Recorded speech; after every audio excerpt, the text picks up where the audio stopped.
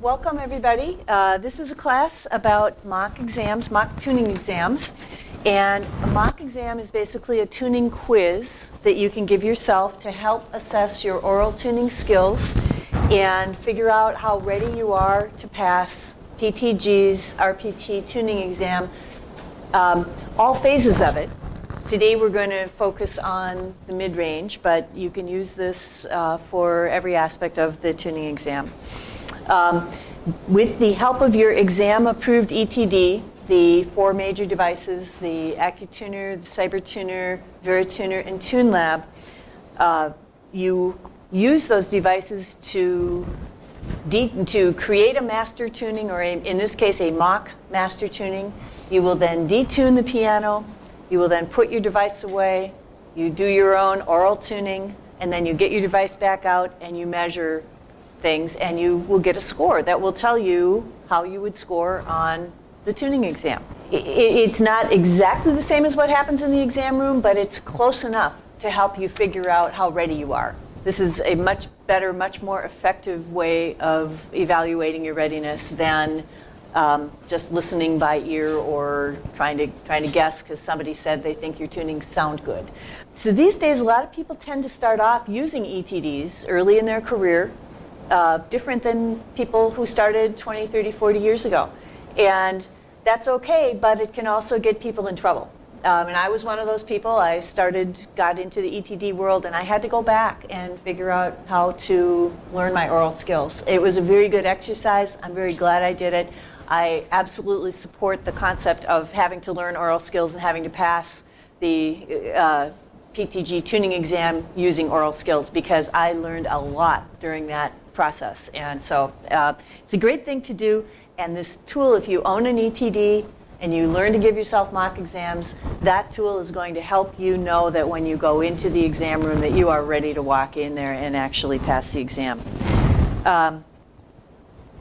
So the big problem, of course, as you know, the part of the exam that you have to take completely orally is going to be the mid-range, C3 to B4. If you choose, you can take the entire thing orally, but if you are just wanting to take the minimum part orally, you've got to be able to get through that portion. So that's what we're going to be concentrating on in this class. The class is actually based on an article that Mitch wrote and was published in the February 2014 PTG Journal. There's a copy of it online, and you all have a copy on your chair. It's kind of the two-page intro to the article. After that two-page intro, there were also specific procedures published for each of the specific devices. So if you use CyberTuner or TuneLab, we've got those procedures printed out here today. So if you didn't get one yet, we'll make sure you get one. You don't actually need it to follow along in class today, but we'll make sure you leave with one. That was an article that Mitch worked real hard on with the manufacturers of all these different devices. So Dean Rayburn of CyberTuner, Bob Scott from TuneLab, Dave Carpenter from VeriTuner, and Keith Kopp and Paul Sanderson of Sanderson AccuTuner all provided input to this process because we really felt that this was an important tool for the Guild and for people to be able to get these skills under their belt and ready to take the exam. So I have been in the business for about 20 years. If you were in the last class, you heard that I used to work in corporate America. I was a computer engineer, programmer, geek person. So I very quickly thought that the ETDs were a cool thing, and that was the way to go. I also figured out, before mock exams were really a readily available tool, I thought that using my electronic device was probably a good idea. So to help measure what I was doing. So I was actually trying to do a very rough, clunky version of what we're going to be presenting today. I would practice my tuning on the piano, and then I would take my ETD out and I would try to measure it, and I kind of understood the scoring parameters that the RPT exam used, and I'd write a bunch of numbers down, and then I'd run upstairs to my computer and I'd plug things into a spreadsheet and calculate things. And So I understood the value in tracking my progress, and that's a lot of what what led to these classes that we're doing is recognizing that people need a way to work on their own. It's great if you have somebody that you can work with, but that doesn't happen all the time every day for all of us. We've sometimes got to be able to just sit down and practice and have a way to know whether our practice session produced good results. So that's what this is all about. So I passed my tuning exam in 2001, and since that time I've served in every role in our local chapter, and currently am the exam committee chair on a local basis. 2004, I married a piano tuner, Mitch Keel, a guy who I met at one of these conventions who actually helped me learn and understand a lot of things about oral tuning that I had been missing on my own. So that's a love story. Yeah. Actually, that's more than true. One of the first times we actually met, we never talked much at that time, but I used to, well, let me start from the beginning. My name is Mitch Keel. I grew up in Connecticut, went to college in Boston, but lived 30 years and tuned pianos, became a piano tuner in Seattle. Piano tuning heaven. Pianos almost never go out of tune there. Till I met Mary, the love of my life, and then moved to Minnesota. Piano tuning hell. Pianos go out of tune in Minnesota more than probably anywhere in the world. Very humbling as a piano tuner. Different world.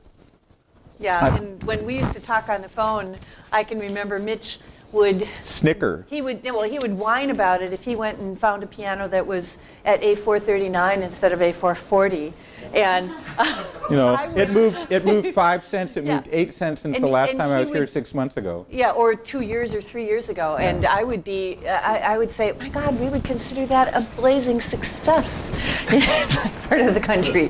So yeah. Anyway. So I've been an RPT about 35 years. I still have, what I was going to say, Jeff, is I still have the receipt. When Mary and I first met, I sold her Cybertuner. I have the receipt framed on the wall to memorialize. I gave her a good deal, too.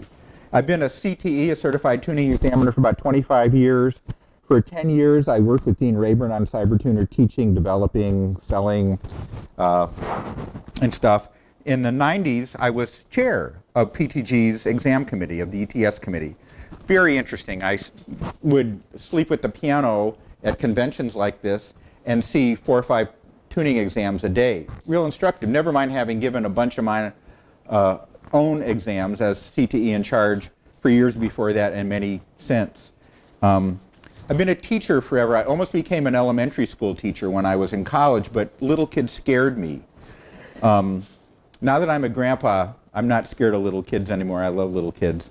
And I also consider myself a hybrid tuner. I'm not an oral tuner. I'm not an electronic tuner. I'm their offspring. Hybrid tuning is the better of both worlds. And for me, is use as many smart tools as you can. Get your tools to be smart. Buy a great ETD. There's lots of them out there. Learn to have great ears and put those 2 smart tools together. 2 tools is more tools than 1 tool. And there's interesting marriages and offspring and results of overlapping them, not running them in parallel, but overlapping them. We can get into that later. Buy me a beer. I'll talk about this for a long time. So let's get a little feeling for what we have in the class here today. How many of you are associates? Okay, and RPTs? And those of you that are RPTs, do you work with people to help them learn how to tune to pass the exam? Yep. Okay. Okay. Good. And most of you have this either from our last class. We gave these out. Does anyone not have one of these sliding charts? Okay. Jeff, you get 2. Oh, we got one for you too, Alan. This is a, we call it the big sliding chart or the connected interval visualizer. And real briefly, what this is what goes on in my brain when I start tuning pianos. Think of connected intervals. Connected intervals are the intervals above and below the note you're tuning, the third below, the third above, fourth below, etc. And what we show you is asterisk means correct. So when the note being tuned arrow points at its asterisk, that note is in tune. What that also results in is the third below, which is the 3, pointing at its asterisk. The third is correct. The fourth below is at its asterisk. It's correct. If we move the note being, and etc., if we move the note being down, in other words, move that clear plastic down, it's like tuning the note in question down. The note being tuned is now flat, left of its flat of its asterisk. What you're doing is you're making the notes below the note that you're tuning flatter, less wide, more narrow. Making the intervals less. The intervals, sorry, the connected intervals. And the intervals above are now wider. And when this happens, the third goes from asterisk to light arrow. Light arrow means slower beats than asterisk beating rate. The fourth below is now pointing at a lighter arrow, so it's slowed down. The fifth below has gone from its asterisk to a darker arrow. Darker arrows mean faster beats. And the octave goes from its slightly expanded asterisk to a slightly lighter arrow, slower beat. If you keep moving it down and down and down, what eventually happens, one of the first thing that happens, is look at the fourth. The fourth used to point at a light color. First it was at its asterisk, then it was at a lighter colored arrow, means slower beats. Then it was P for pure. Pure by definition means 0 beats. And then as you keep moving the note in question flat, you start getting to a darker arrow. The fourth is now increasing in beat speed, but guess what? It's inside out. It's narrow. So the further you get away from pure, whichever side you happen to be on, you're increasing your beat speeds.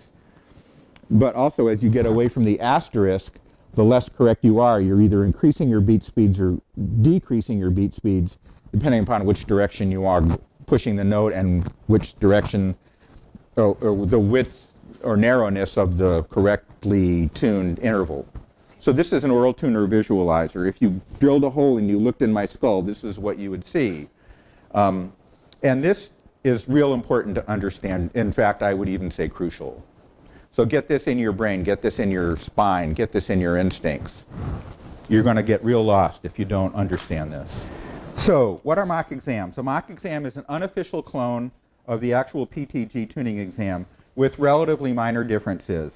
The cool part about it is that it's free. You don't have to pay whatever it is these days, 90, 130, 150, 180 bucks, to take a quote-unquote mock tuning exam as opposed to the real exam. It's unregulated. You don't have to report your scores to anybody. You don't have to tell anybody. You can use it on your own. You can use it with a mentor. But it's accurate and it's objective. It's not like someone saying, oh, your daddy was a good tuner, you must be a good enough tuner, you're an RPT, like the bad old days. It's a quantifiable way to measure your exam, your oral tuning capability, exactly what the tuning exam does.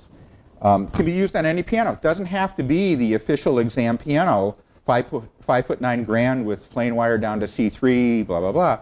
It can be anything. The closer it is to an exam piano, the more it will mimic a real exam. It can be on a spinet.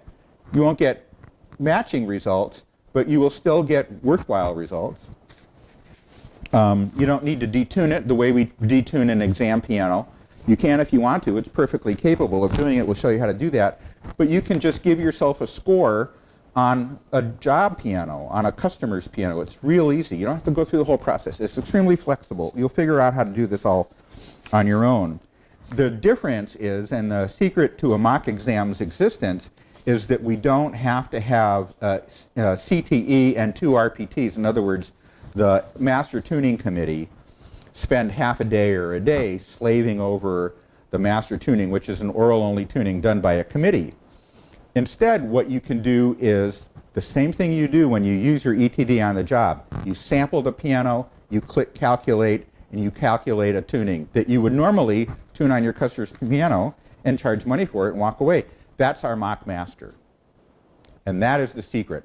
It's also the reason why we have to qualify our definition of the mock exam process. It's not the same as a real exam process. The difference being that we've sampled and calculated a mock master as opposed to dealing with the oral tuning done by a committee of 3 very smart people, very experienced and accurate oral piano tuners. The differences, I think, may or may not be significant, depending upon the device, depending upon the master tuning committee's preferences, which are usually fairly standard, and the scaling of the piano. All that being said, the difference is insignificant as they may be, allow us to have mock masters, allow us to have mock tuning exams. That's the requirement we have to accept, so be it.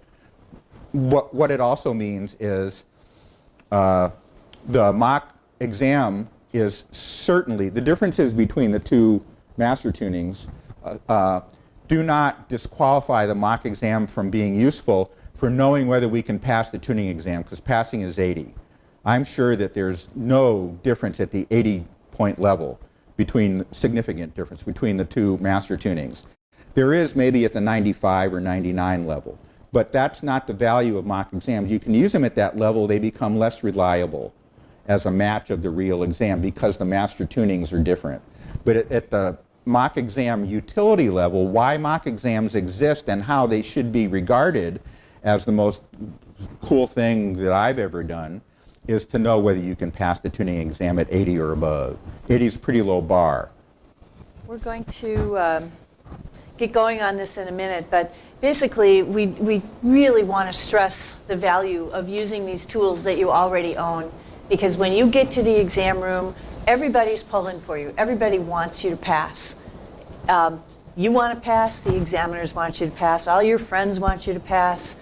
This is a way to make sure that when you walk into the room that you have confidence, that you can also put your nerves aside, because you're taking a test. It can be a little bit nerve-wracking. If you walk in there and you feel confident that you've been practicing and you have quantitative, results that this actually works for me, you're going to, feel a little bit better and be able to relax and breathe when you walk into that room. It, we think increases your chance of passing. It honors the exam process and shows respect to not only PTG, but to the CTEs and the RPTs who are also taking their time to be there to administer the exam.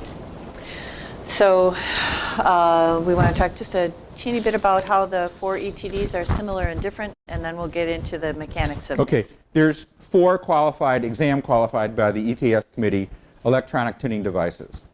VeriTuner, CyberTuner, the AccuTuner, TuneLab. Those are the 4.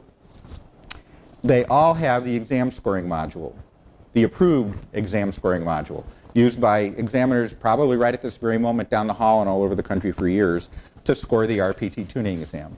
And if you own one of those devices, you own that module. It used to cost extra money sometimes. Now it's free. So this is what we're going to use to make the mock exam happen. They are slightly different in some respects and the same in some respects. The main way in which they're different is they're different in how the master tuning gets utilized. Some of the ETDs automatically load the master tuning into the master tuning record, and the procedures that you have for your device will tell you how to do that. Some of the devices, and I think the AccuTuner and VeriTuner, require that you calculate a master sample and calculate a tuning the way that you do on the job, and then actually physically tune the piano. And then you record those notes back into the device, into the master tuning record. CyberTuner and TuneLab, as soon as you calculate a tuning, it dumps it right into the master tuning. You don't have to physically tune the piano. All that being said, if you have to go to the extra trouble and time of calculating the tuning with the AccuTuner and VeriTuner and actually tuning the piano, recording it back in, you only have to do it once. Once you do that, you have the master tuning in there and you can score yourself on that same piano with that singly done master tuning many, many, many times over the course of the next weeks or months. The master tuning is there. You only have to do that thing once. Some of the devices also automatically do some of the post-measurement calculations and scoring calculations for you. Some of them do not. The procedures are on your handout. It's not that hard. Sometimes it's fast, sometimes it's not quite so fast, but it's all worth doing, and it's certainly easy and explained in what you've got. So in this class, we're actually going to use Rayburn CyberTuner because that's what we use every day, but like Mitch was just explaining, the process works for every one of the devices. There's just some slightly different steps, and in some cases, the setting up and storing the original master tuning is the thing that might take a little bit more time for a couple of the devices, but there's no preferred device here. They will all score the same way. They're designed that way because of their purpose for actually being used for the real tuning exams. So to start our class today, we're actually going to sample our piano, just like we would do every day on the job. And then we're going to create a mock exam file. And that file is going to contain a set of records that are needed to conduct the exam. As you probably know, the RPT tuning exam consists of several different sections. There's the A4 pitch section, there's the mid-range, there's the bass, the treble, the high treble, unisons, and stability. So in order to score all of those things, the exam process does more than just create a master tuning. It actually also creates places to hold your results for each of those other sections. So in real life, after you sampled the piano, you would then turn your device off and you'd set your timer for 45 minutes and you would actually tune the piano. We're not going to do that today. We have already done a tuning on this piano that we're going to use for demonstration purposes. We're also then going to stop, we're going to listen to this tuning before we do any scoring. After we listen to it and decide what we think about it just based on our ears and figure out, do we think this tuning would pass, not pass, how good or bad is it? Then we'll walk through the scoring process. We'll look at the results, look at how we can use those results to figure out what we did wrong. And this is where I find the tool to be really interesting. Not only does it give you a score, but it can help you, especially if you're working by yourself, it'll help you figure out, oh, you know what? I've noticed that when I give myself mock exams, I kind of consistently screw up on this note or that interval. And give you something so that you can incorporate that knowledge when you're going through it, you know, maybe forcing you to go back and analyze your temperament sequence and figure out where you're getting yourself in trouble or improve your troubleshooting skills to address those particular problems. So once we've done that, we'll go back through, we'll maybe do a little bit of orally fixing those errors and then see what happens if we remeasure those notes. How does that change our score? Look at some of the tools that are available in this process. So I'm going to go ahead and start out. So real quickly, hands please. How many people use CyberTuner? How many people use AccuTuner? How many people use VeriTuner? And how many people use TuneLab? Okay. So I'm going to explain some of what you're seeing for those of you who don't use CyberTuner, who may be not as familiar with the interface. Okay, so I'm actually going to be clicking on the little button at the bottom that says Tunings. And I'm going to click on where it says Files at the top. And at the bottom, there's a plus sign that I'm going to tap. Which means add a file. Add a file. Create a file. And now I'm going to give it a name. Well, but also she pre-clicked, in your instance, it may not be. Click exam so that it creates an exam file. Otherwise, it would just create a normal everyday file. Okay, so I'm calling my file Class Saturday. It's marked as an exam file. And when I click Save, it's now got a list of the files that we have out here. And Class Saturday happens to be selected because I just created it. I'm going to tap on that one because I want to use it. And you tap here. Yes. Yeah, you tap on the icon. Okay, and now what I'm looking at is the Class Saturday tuning file is open. And it has in it the 8 records that I was mentioning before. It's got examinee records, the master record, places to keep track of all of the readings that we're going to do.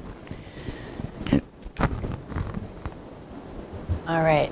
What I'm going to do now is I'm going to actually go into, on CyberTuner, what's called Chameleon. This is where we're going to do our sampling. And I'm going to do some, I'm going to read 5 of the notes on the piano. I'm going to start up and record those and then wind up creating. Click the record button. So I'm going to hit the record button.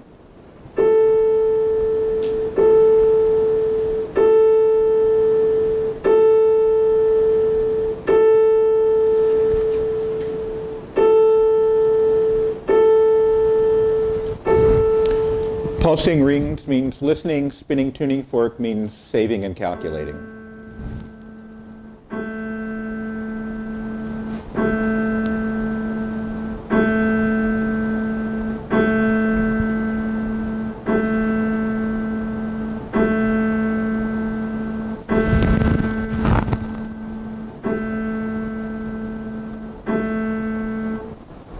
This number down here is the numerical representation of the similarity of the 3 times that CyberTuner listens to each one of these sampling notes. We want these numbers to be lower. 0.09, 0.06 is a really great low number.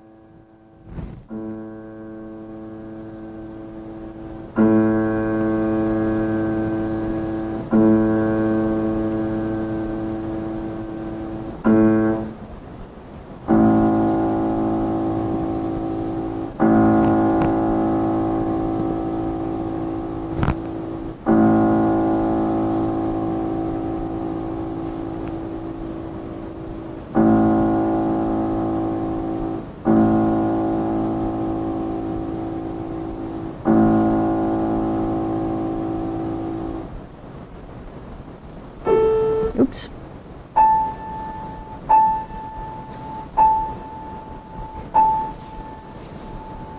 Oh, this one's not.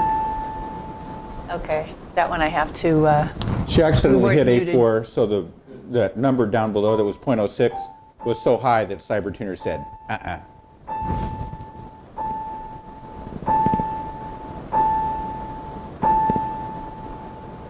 There you go. okay. My next step is going to be to actually calculate a tuning. Is it okay, leaving it at Yeah, key? let me say one thing. This is set to a new octave tuning style and amount of stretch called OTSP, which stands for Pure 12ths, which Dean and Carl developed for CyberTuner, Carl Lieberman, based on Kent Swafford's input. Kent is teaching class right now, right down the hall. That's why this room is not full, because Kent's real smart. And the tuning sounds great. OTSP, Pure 12ths, sounds great. And this is what we use on the job. Normally, you would select an octave tuning style, an amount of stretch that's called OTSE for OTS exam style. We'll just leave it on OTSP. The differences in the mid-range are not significant for purposes of this class. I like the way it sounds better, so that's what we're going to do because it's my class.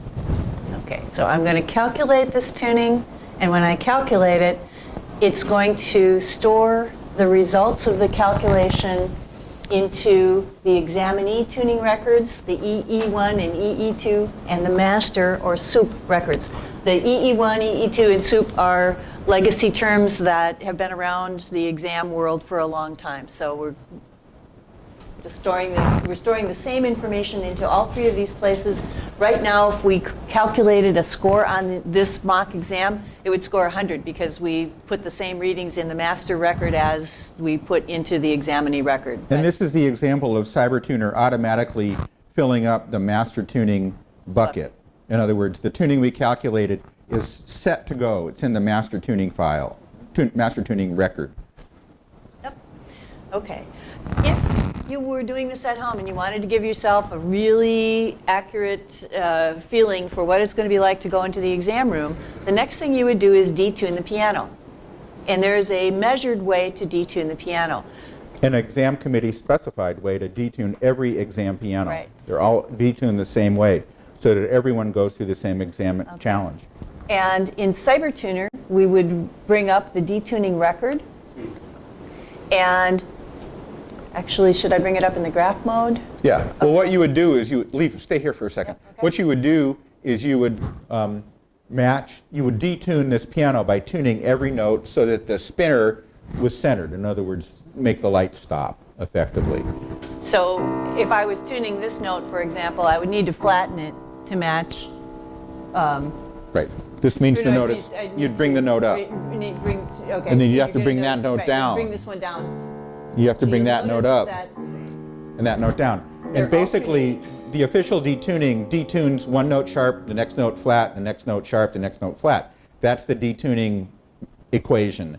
And it does that so that the overall tension on the soundboard and on the bridge and stuff don't change. One a little too loose, one a little too tight, so that the piano doesn't go crazy while you're taking your exam. So if you're just wanting to give yourself a simple exam at home, you actually don't need to detune the piano. You can just do this. You can do it at any piano that you're just, having the time to do the tuning orally and then score You can give yourself a mock exam without having to detune the piano to the official detune parameters.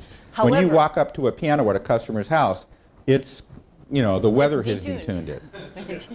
Right. You can use that. Yeah.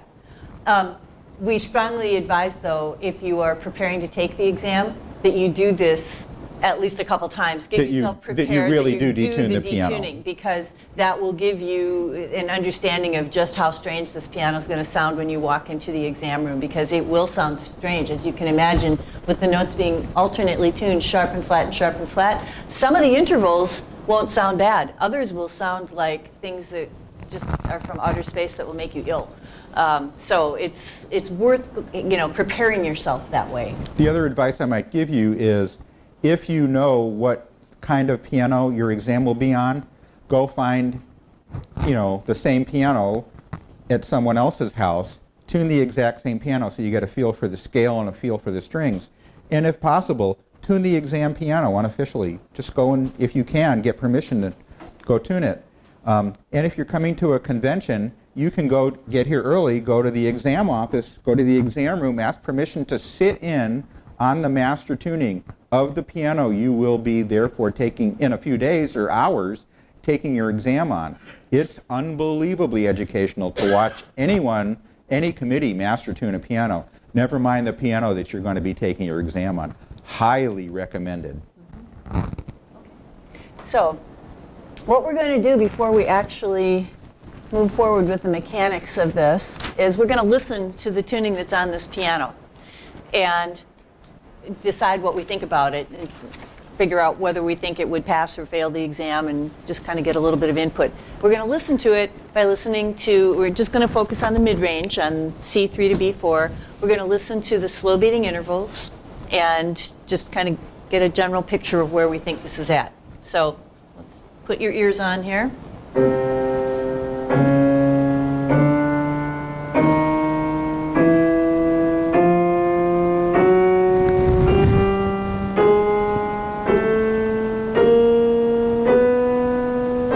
Okay, and C5 is not officially included in the mid-range, but we're going to listen to it for this class. So that was octaves. Didn't hear anything horrible in the octaves. Oh, now fifths. Don't like that one.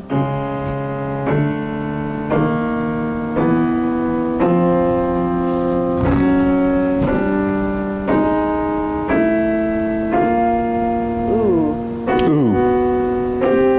Ooh. Ooh.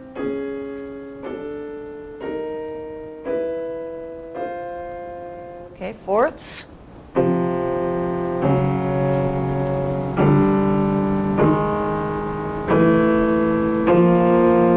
Ouch. Ooh.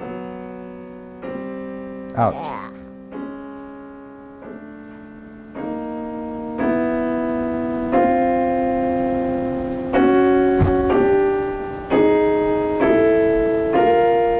Ouch. Okay, so just listening to those without going any farther, what's your general impression of what you're hearing? Do you think this is a tuning that is a passing tuning, a not passing tuning? General consensus is you don't think it should pass? Who thinks it does not pass? The Who majority? thinks it passes? What score do you think it might get? If 80 is passing. Huh? You think it gets 80? Well, there's something there that Mrs. Jones down the road would hear on her upright. Mhm. I will sort of gauge it as we can hear things, can Mrs. Jones hear it? Good point. Yep. Right, Yeah. and a lot of times what we find, and we'll be demonstrating this, the things that Mrs. Jones hears are intervals that should be slow beating intervals that are obviously not beating slowly. Those tend to be things that will generate pretty obvious errors on the exam, and that's what The you're picking callback, up. the dreaded callback phone call. Yes. So now So we're who actually- thinks this will get below 80? Who thinks this will get like a 70? Who thinks it will get below a 70, like a 65? Anybody think this will get in a 90? Okay. How many of you are examiners? Many years ago, under the old Okay. Okay. Okay. Those of you who are not examiners are guessing in the dark. Those of you who are examiners probably know how to answer this question correctly. Let's see. Okay, so now we're actually going to measure this. I'm going to actually use CyberTuner. I'm going to read each of the notes. and then we're going to be storing that, recording that result, and after we get done with that, we'll generate a score, and we'll see how the piano actually does. Okay, let me make clear what's going on here. This is not an in-tune piano. This is my attempt at being A little clever. a little clever. This is my attempt at trying to make believe I don't have 35 years of experience. This is my attempt at making believe I just learned to tune pianos, and I'm trying to find out if I'm at least okay. Can I pass the exam? So this is my attempt at passing the tuning exam. And notice that Mary sampled an out-of-tune piano. Well, that's what you do on the job every day. We're going to measure this tuning and see how I score against the mock master tuning. So we're mock examining me. Clear? In CyberTuner, to measure a note, I'm going to be clicking on, there's a little ear over on the left side there. I'm going to be clicking on that. Mary, note switch. Okay.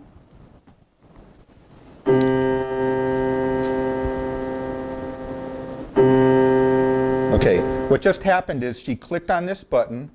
It made CyberTuner have pulsing rings. Pulsing rings mean I'm ready to listen. She played the note. The ball filled in. That means I'm in the act of measuring and recording. And then when she was done, we saw the spinner after measuring to find out whether the note that she's playing was accurately auto-measured. And if so, the spinner would stop spinning and we would see a lightly colored blush in the middle. And a full blush means within 0.1. Partial, a smaller blush means a slightly 0.2, maybe 0.25, something like that. Okay. Then I'm going to save this measurement by clicking on, there's a little button that says Save Sense. When I do that, it's going to save the recording, and it also auto-steps me up to the next note, so it's ready to read that. Important to take just a tiny little break away from the keyboard before you... And pulsing rings mean I'm ready to measure. He's ready to listen, yep. So what she just did is she played the note one time, it filled in and measured, and then after it was done measuring, it showed a blush. She played the note again to verify that the auto measure was accurate. Blushed, it was. If it wasn't, you just press, you remeasure. You press that button again, you play it again. Question, yes? Please remind me, what's the tolerance? Minus For- 2.6, is that the using point? That's not No. the tolerance that you Okay, see. we'll explain this. This is a little bit of a complicated issue. But we'll we'll- explain it in a few minutes. In a few minutes. Right. Mary says Yes. we have to wait. Yes. Let me, what I need to do now is actually sample Let's- the rest of the piano. Let's get through it, and then Okay. we'll talk about that. Okay? It's an We will important talk, question. we promise we'll talk about it.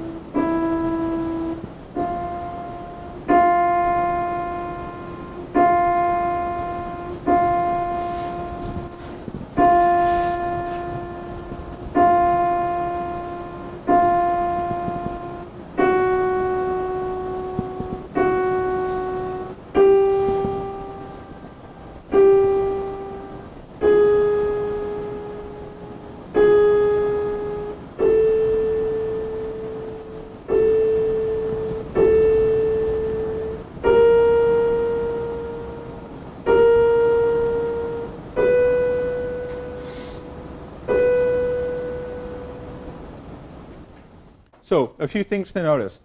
That's as quick as it is to sample the mid-range. It only takes a minute or two. Number one.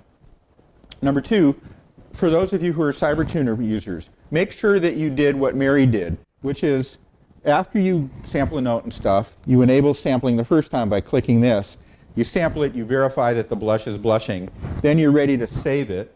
So you click the Save Sense button. Remember that it's going to save the sense, right, the Save Sense button, and then switch up to the next note and have automatic measuring ready to listen. Don't be playing anything when you click this note. Stop playing the verification that you were doing on the note you're on. Get your finger off, let a half a second elapse, then press this button, because as soon as you press this button, it's automatically ready to measure a half step above. If you're playing the note below it, it's going to get real confused and you're going to get bad readings and it'll just be inefficient. So don't take a breath in between clicking this button, between playing the note that you're on and clicking this button, so that you don't start auto measuring the note, the wrong note. And if you suspect that you measured incorrectly or that you were jumping ahead of yourself there, you can remeasure, like I demonstrated a couple times. If I didn't like the blush I was getting, I can remeasure that note. If I suspected that I still had my finger on the last note when I pressed Save Sense and was getting a wrong reading, you can remeasure as many times as you want. Right. So. One more thing we're saying is if you want to remeasure any one note, not necessarily in sequence the way she was doing the whole thing, you just select the note, you hit this button, you measure it. Could be middle C, could be anything in the middle of your process at any time. Then to save it, you click this. Well, as soon as you click this, it's going to switch up and be ready to auto measure. To turn off auto measuring, click this again. And auto measuring will click off. Mm-hmm. And then just re-verify, the note on either side. You don't have to press that button here every time. No. If you're reading, Once at the beginning, and then as soon as you click this, it clicks the next note. It effectively enables this all by itself. Right. CyberTuner automatically sets that ready for you. and the mechanics of doing these readings is going to be a little bit different from device to device, but the procedures are all laid out for you in the procedure that's specific to your device. So we still have the TuneBox question. Okay, so this is what married piano tuner couples do. At the end of the day, yesterday, we sat down. This question came up in class yesterday. We sat down for an hour with a glass of wine at the end of the day and argued about how to concisely define in 3 sentences or less what that TuneBox means. Okay, so I'm going to read this to you because this was the product of a lot of wordsmithing. An entire bottle of rosé. Was consumed. Between this and there's 2 things we're going to explain from here. Okay, so the TuneBox shows a number in cents, which is the pitch of a selected note.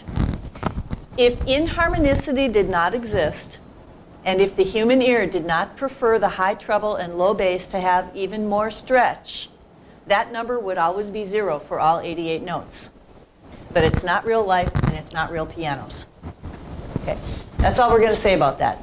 Okay, it's not meant to be 0. It's not something we're using, looking at. You don't need to look at that number at all. Right.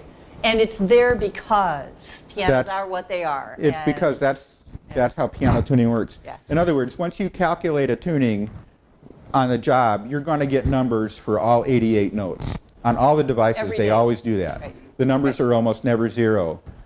And if it was 0, the piano would sound horrible. right. It's, I believe, also an offset to the partial that it's Yes, it Right. is based on the partial. It's an that offset is to the measured. partial, and because we're measuring at a higher partial, because of the laws of inharmonicity, there's an equation. It's always going to be, the higher partials are always sharper, and that's, in a way, why that number is not 0. Right. So, but we don't even need to know what those numbers specifically mean or why they're calculated there for the purposes of this class. Yeah, don't worry, be happy, is what Yes. we're trying to tell you. Yes. Oh, yeah, there was one more paragraph to that. Okay, so there's 2 reasons that number's rarely 0. One is the inharmonicity, means that higher partials are always sharper than the fundamental. So if we're measuring at a partial higher than 1, that number will always be higher than 0.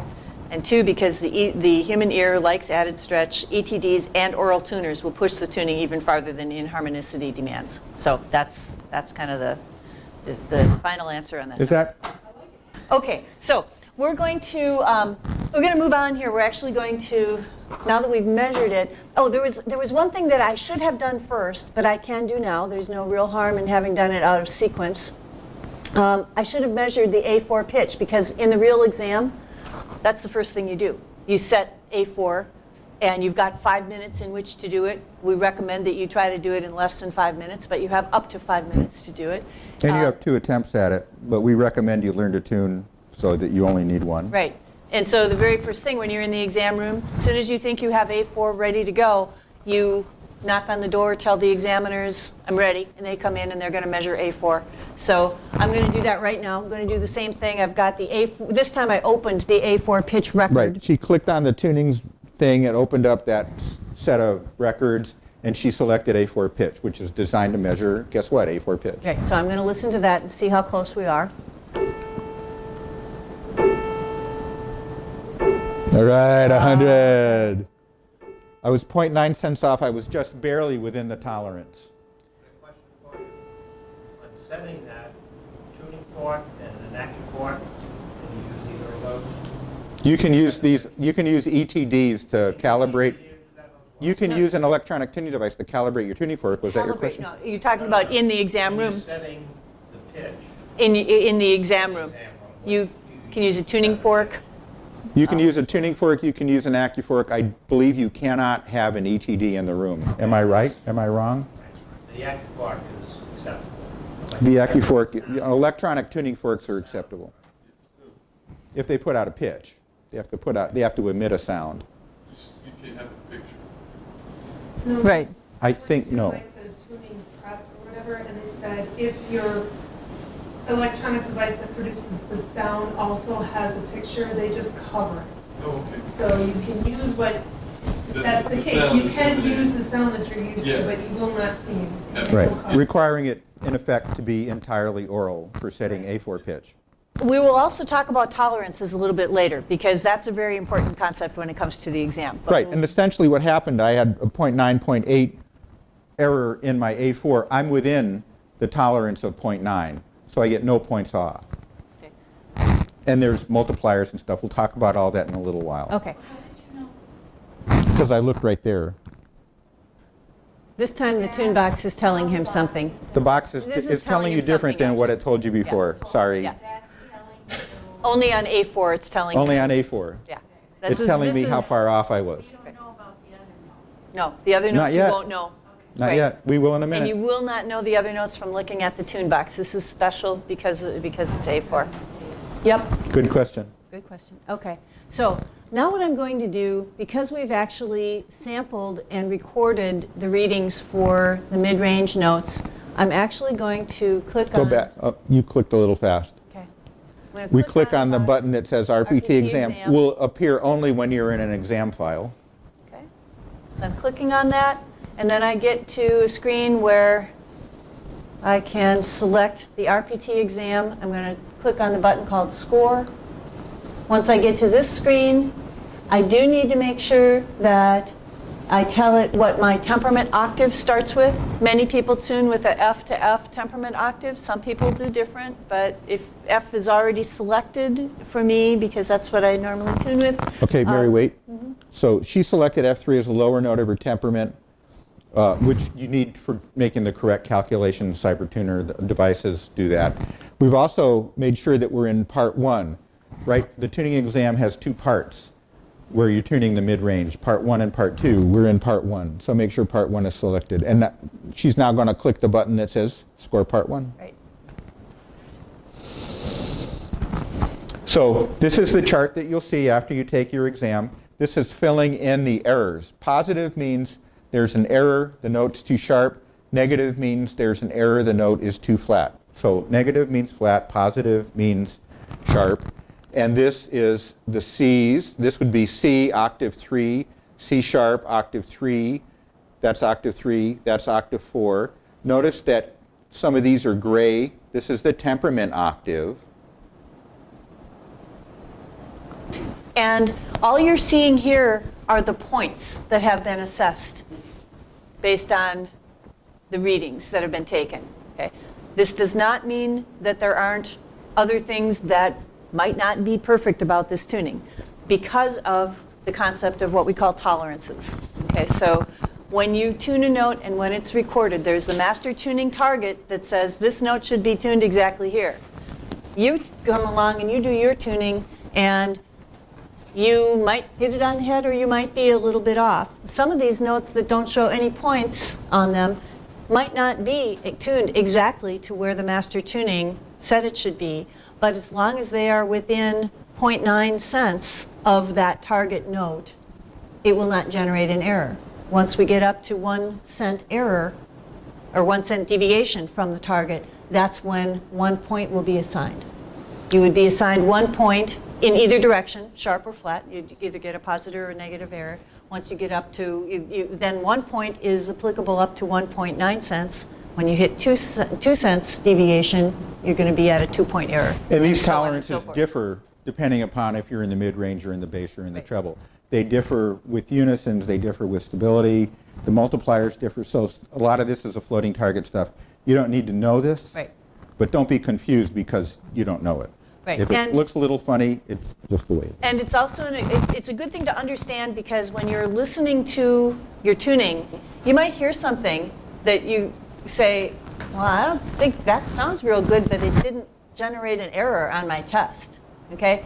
And you might very well be right because you could have a 0.9 error, which is oftentimes pretty hearable. But it doesn't generate the actual point off in the exam. And what we're seeing here, remember this, is we're seeing the difference between my examinee tuning and the master tuning, which is of course perfect, note by note. We're not seeing a score off on intervals. So if, for example, we're within tolerance on one note, 0.9 in this direction, we're off on another note at the other end of an interval we're listening to, 0.9 in the opposite direction, that generates no error because both of those notes are within 0.9 of the master tuning. And yet it's a 1.8 cent interval error.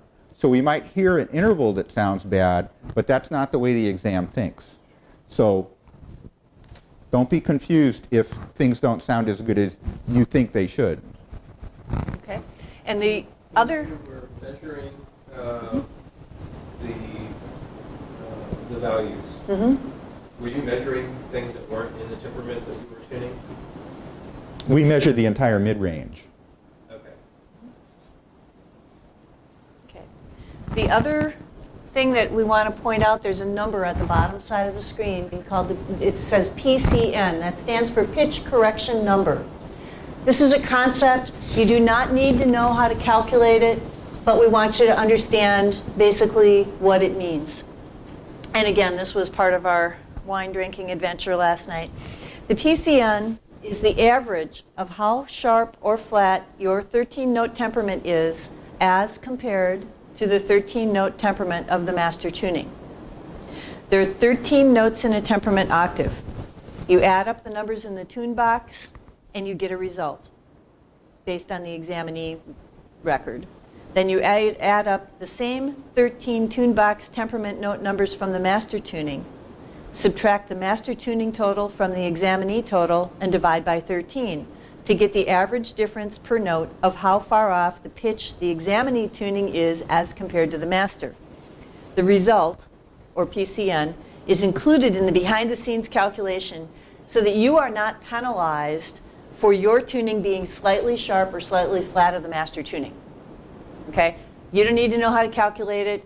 You just know that if your whole tuning, if you get into the exam room and everything is just a little bit sharp, even you're not going to be penalized. They're actually going to calculate that. They're going to offset all of the readings by the average of how flat or sharp your temperament is. The reason that we bring that up in this class is A, so that you understand that it exists, but B, we want you to understand because sometimes when we're doing mock exams, one of the natural things to do is to say, oh my gosh, you know, look at the errors that I have. I'm going to go try to understand my errors, and I'm going to go fix them, I'm going to go remeasure something, and I'm going to calculate and see how that changed my score. One of the things that sometimes happens is that if you fix a really big error, you can change the pitch correction number enough that it will then change and make it look like you have new errors. So you go, well, I fixed C3, but now I see an error on, A3 that didn't exist before.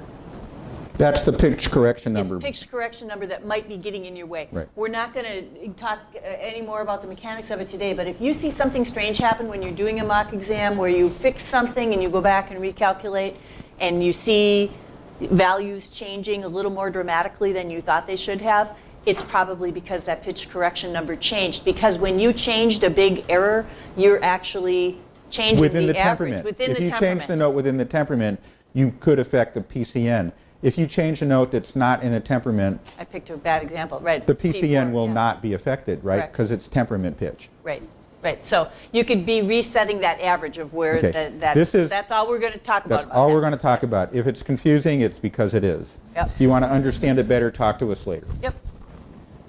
Okay, so now what do? You've got these numbers. The question is, how does this actually pencil out? Okay, Pass by this is pass. the final score.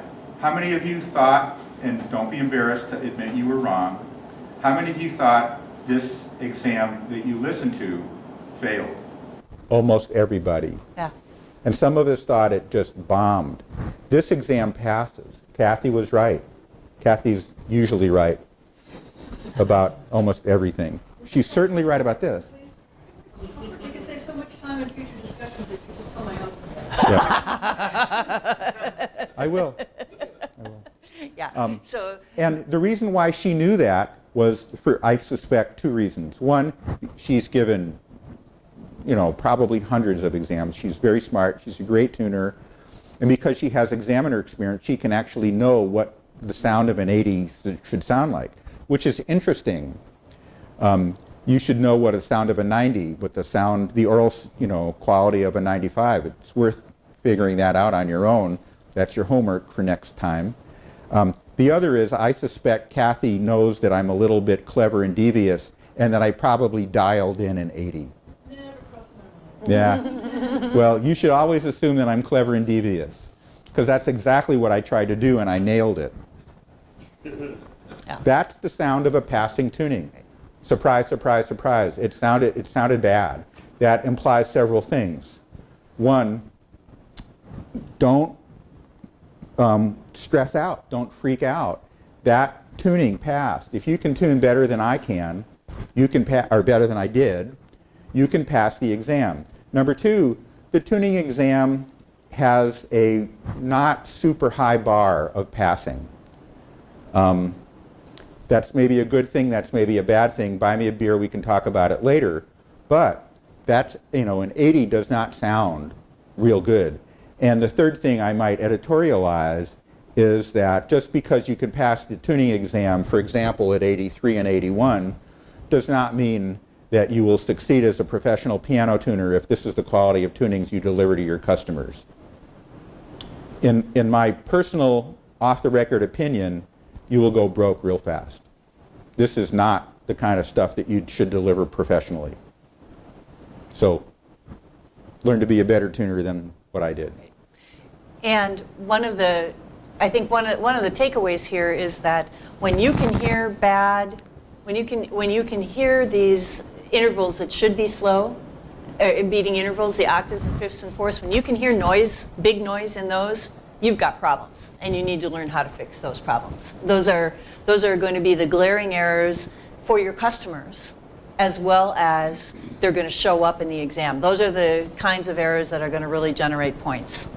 So with that, now we're going to say, okay, what do we do about this? I think we're going to let Mitch sit down at the piano and do a little bit of fixing here. Okay, so we're going to basically run the process that we taught for our previous class, Orally Troubleshooting the Mid-Range.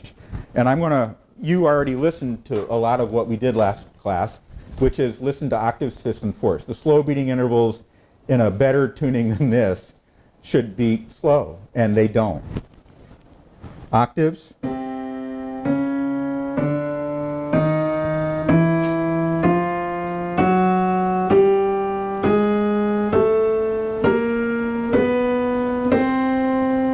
except for that one, and that one's out of, that's C5 and that's out of the mid-range.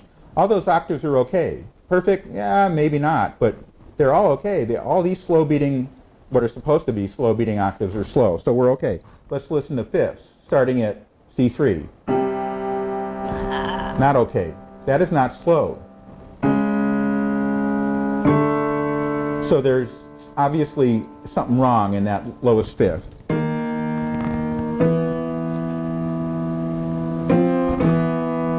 That's imperfect, but it's not awful. I want to find awful. I'm fixing the worst. I want to identify the absolute suckiest slow beating interval. And so far,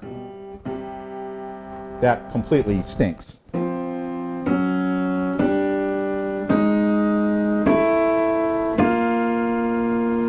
That kind of stinks. That's a fifth. That's A sharp 3, F4. Okay, and I just pulled the chart back up, and if you look at the chart, you can kind of see why that sucks. A sharp 3 tested a +1, F4 tested a -3. Okay, so that interval would normally be a narrow interval. It's very narrow. That's C4 to G4. That clearly stinks.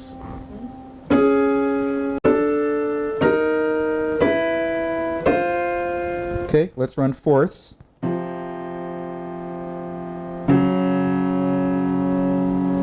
It's a little fast, but doesn't stink, doesn't reek.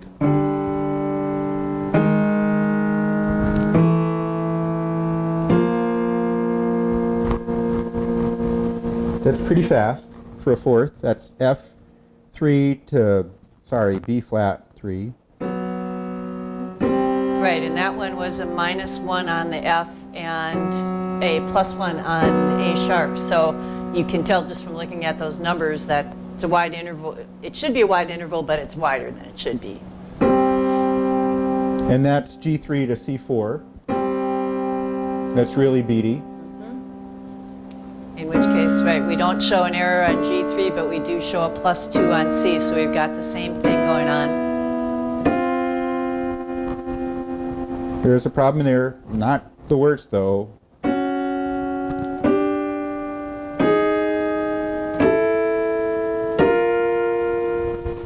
That's a fourth. That's bad fourth. That's F4 to A sharp 4.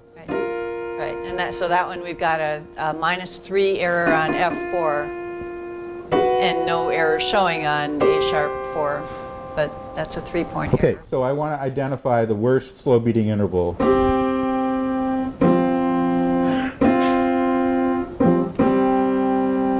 I'm going to pick this one. Which one you got there?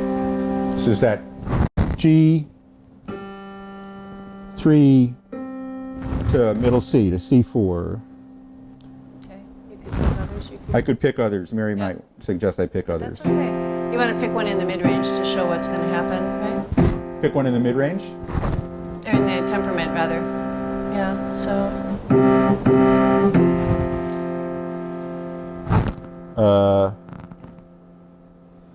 C to F? Or is that too much trouble? This one? Octave, Huh?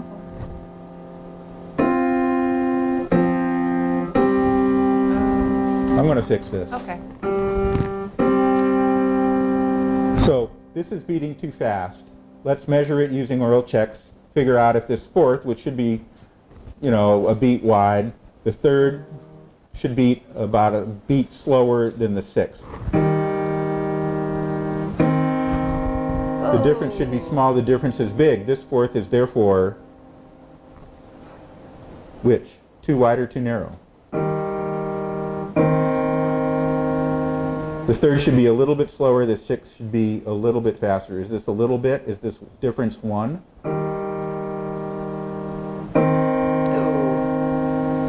No, this is a Lot big more. difference. This is a difference of 3 or 4. So What note are you tuning? Because you had a discussion, but you didn't say where you landed.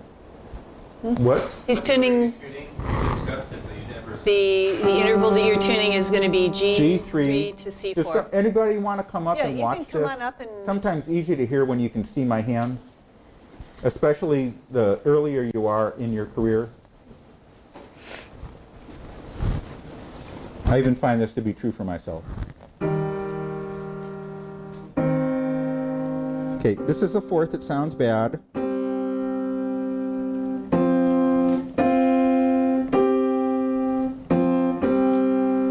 Yeah, that's clearly bad. That should be pretty slow. Let's pick one that sounds good.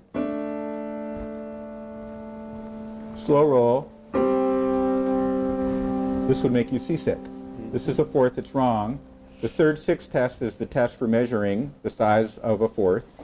Because fourths are supposed to be 1 beat wide, if we subtract the beat speed of the third and the sixth, we should get a difference of 1. 7 minus 6, 8 minus 7, 13 minus 12. Depending upon the test note, we're going to get different speeds, but the difference, the subtraction of them, should be 1. That measures the size of the fourth. Come to our previous class. Get in a time machine. Get here 2 hours ago.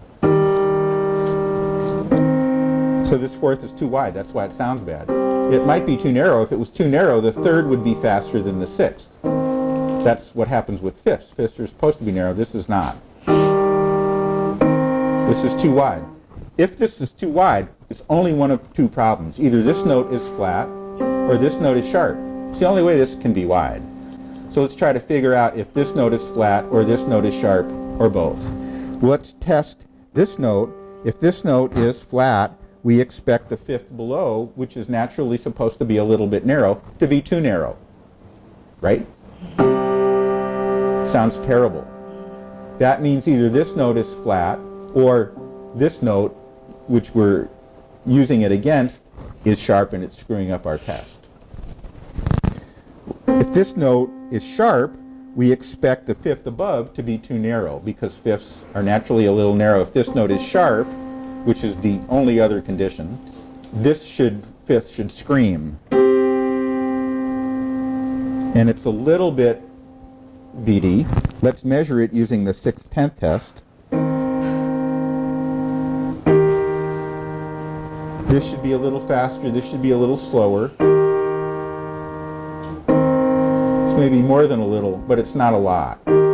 So G might be a little flat, C might be a little sharp, F, we think, might also be a little flat. That's why that sounds terrible. If F is flat, the octave above, G, right? Sorry, G. If G is flat, the octave above G should be too wide and should scream. Let's measure it using the 3rd 10th test. This G octave tests out okay. It sounds okay. Little bit of a roll, but using the 3rd 10th test, which is measure, I call oral checks measuring devices.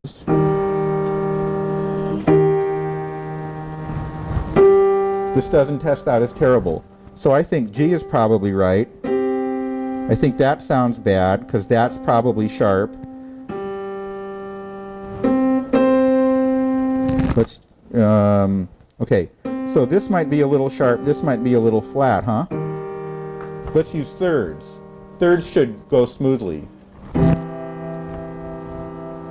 Anyone who's ever tuned a piano can hear the sound of that third being too slow. You'll very rarely tune a Yamaha C3, which is the classic exam piano, be that slow.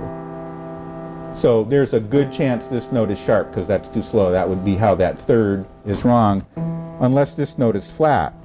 Now this is a chain. We're advancing the chain. That octave of E sounds good. This is almost undoubtedly sharp. That's why that sounds terrible. This might be a little flat. So we probably have a C that's too sharp and a G that's maybe a little flat. Can we look at the chart?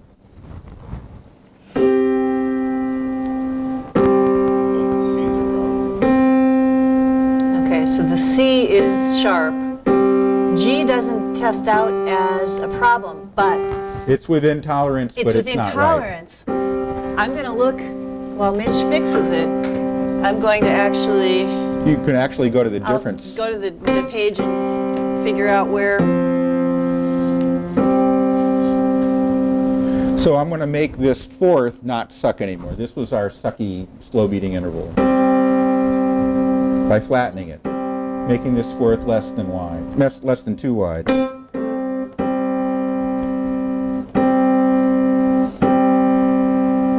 Listening to the fourth without any tests, I call it the naked fourth. It's probably right. Let's do the oral check.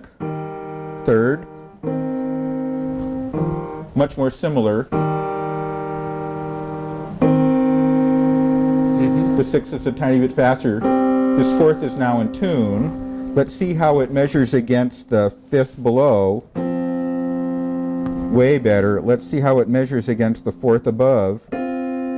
Better. Let's see how it measures against the G above. Better. Better. That still sounds terrible. My guess is C3 is wrong. So let's retune C3.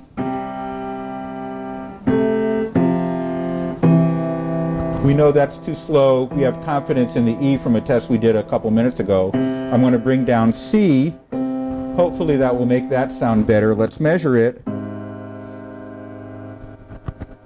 That's pretty fast. The C is narrow. This note is too sharp. Whack it. Build stability in all the time, not just at the end. Constantly building stability into the pins.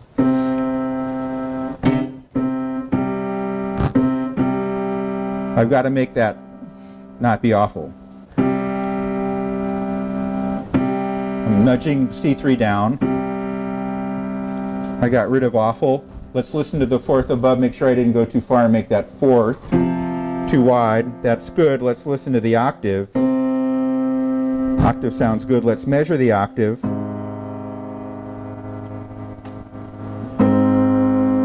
Pretty good. Kind of nailed it. Let's listen again to octaves, fifths, and fourths. Real quick, see how I'm doing.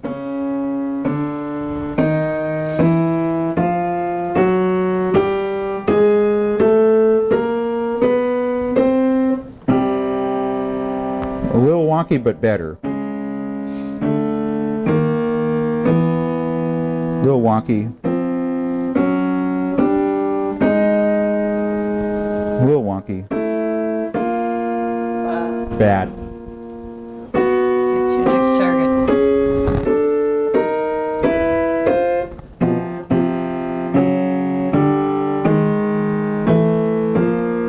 Bad.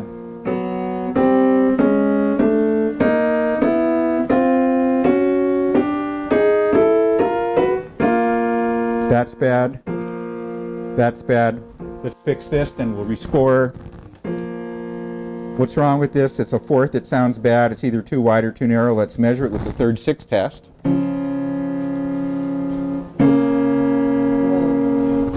Big difference, right? The third should be a little slower. The sixth should be a little faster. About 1 beat difference in beat speed. This is more than 1. This fourth is too wide. It means either this note is flat or this note is sharp. That's all it could be. Let's listen to the A sharp, B flat. If this note is too sharp, the fifth above will be too narrow. Naturally a little narrow, but it's wrong on the sharp side, too narrow. Fourth doesn't sound great. This note might be sharp. Let's listen to the F. If this note is too flat, the octave will probably, we can't use the octave. If this note is too flat, the third will be too fast. Third is a little fast. This could be flat. That's the problem. The fifth will be probably inside out. Let's measure the fifth.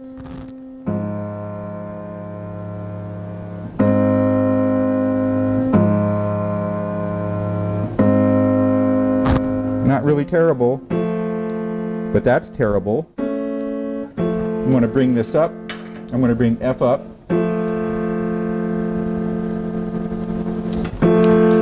Because I've tuned pianos, I know that third was too fast, right? It wasn't in context. It's a little too slow. Want to get that third to be about right. Try to get that fifth to be about right, because I'm moving F3 down to increase the beat speed of the third. I'm also going to pure out a tiny bit that fifth, all in the same direction. That's good. There we go. Too much. Fourth got too wide. Ease F back. Better. Sounds better.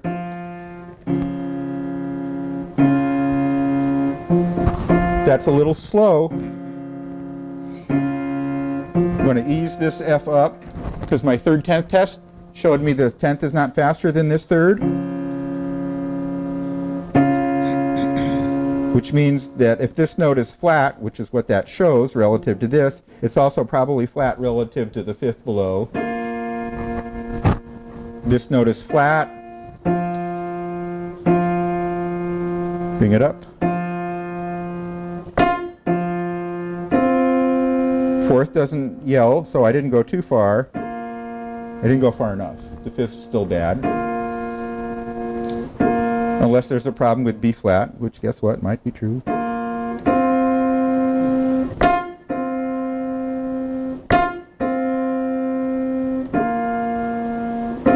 Better. Let's measure the octave. Better, better, better, fine. Little wonky. Okay. In the interest of time, let's move it. Okay, so now what we're going to do is we're going to actually figure out what Mitch just accomplished in that troubleshooting exercise.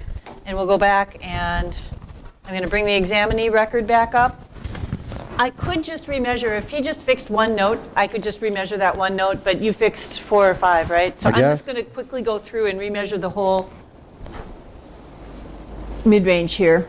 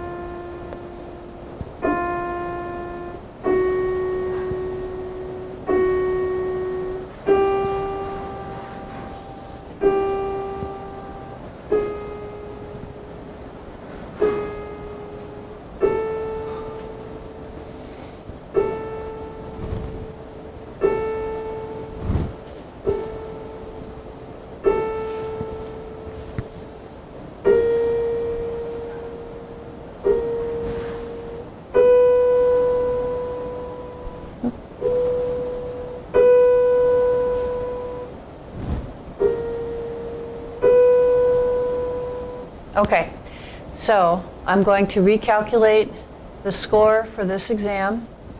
Aha! Look at that. I did good.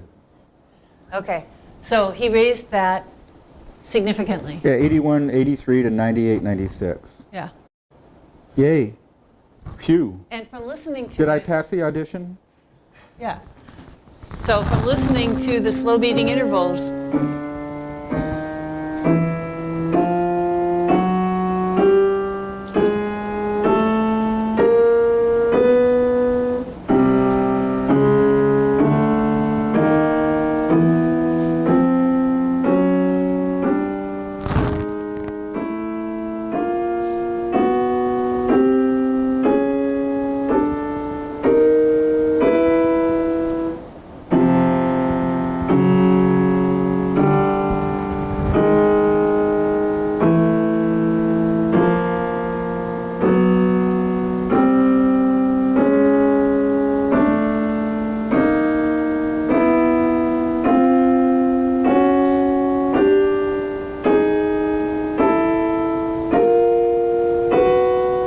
And play the thirds, Mary, please.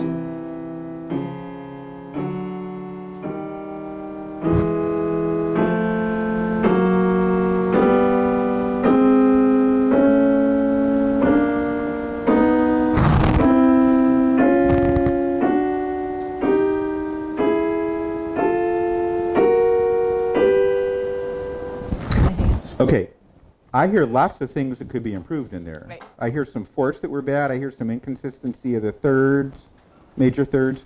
There's a lot more to fix. That's a 98 and a 96, ladies and gentlemen. And there's lots of things that are real obvious, I hope to you, that could be improved in that.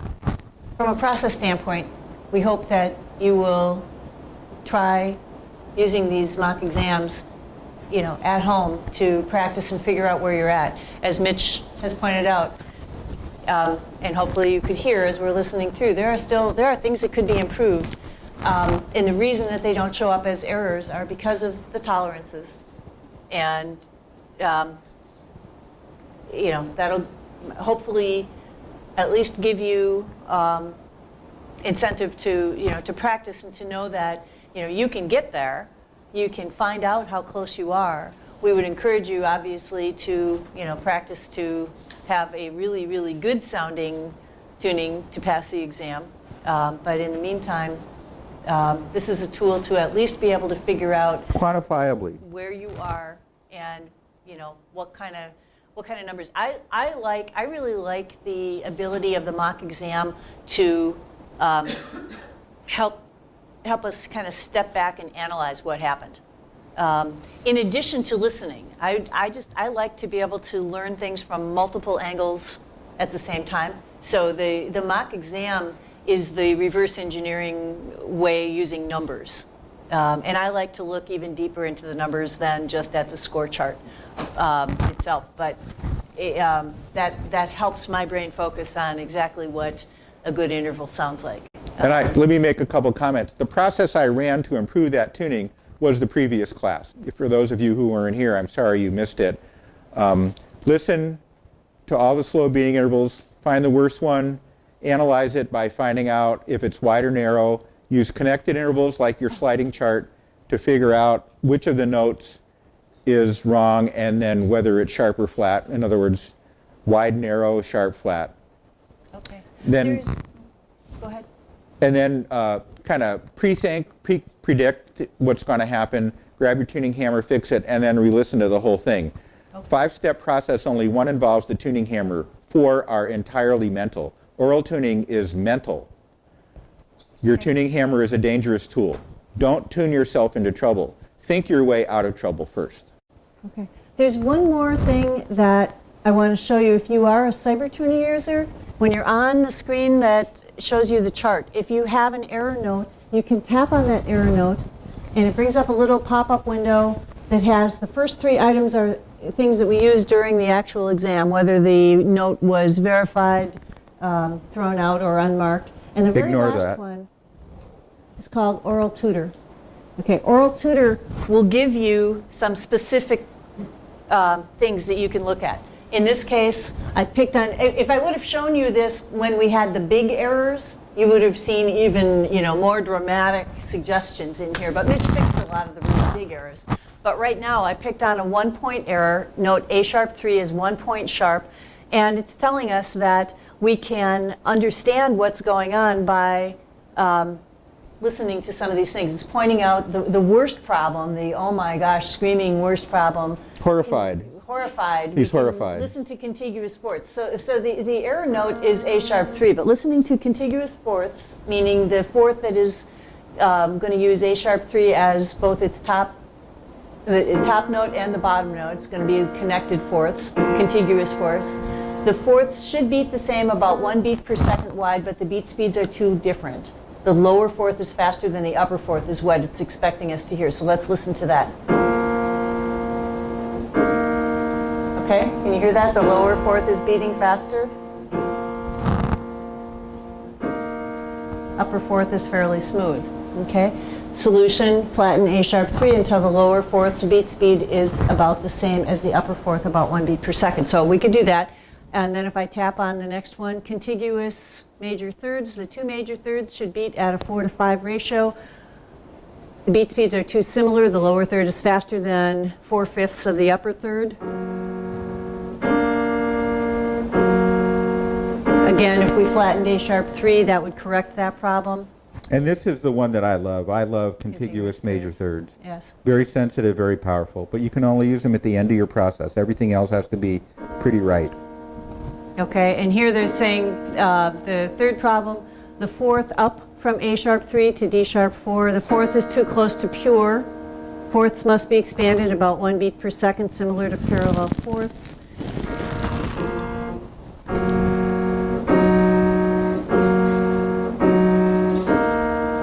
Just testing out a little bit too pure, and if we flatten A sharp 3 until the fourth is about 1 beat per second wide, it's going to give us a better sounding interval. So this is just, this is having Mitch sitting in your living room with you.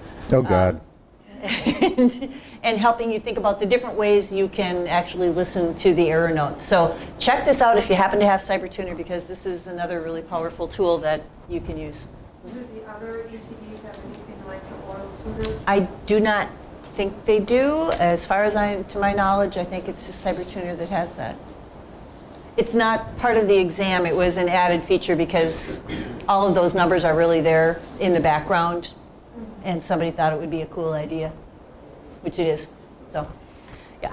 But theoretically, you can do all of you can do all of this analysis yourself, just listening and understanding the intervals and knowing your oral checks. If you're new, if you aren't comfortable with your oral checks, come and talk to me at the end, because we've got some handouts I'll send you that cover oral checks. Super, super important. You've got to know some basic oral checks, at least to be able to check octaves, fourths, and fifths. That's drop dead critical. In a nutshell, there's 3 slow beating intervals: octaves, fourths, and fifths.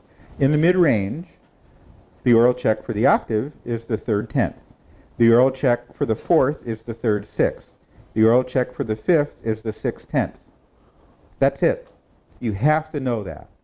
There's only really 3 tests. Learn them and use them. It's not that hard.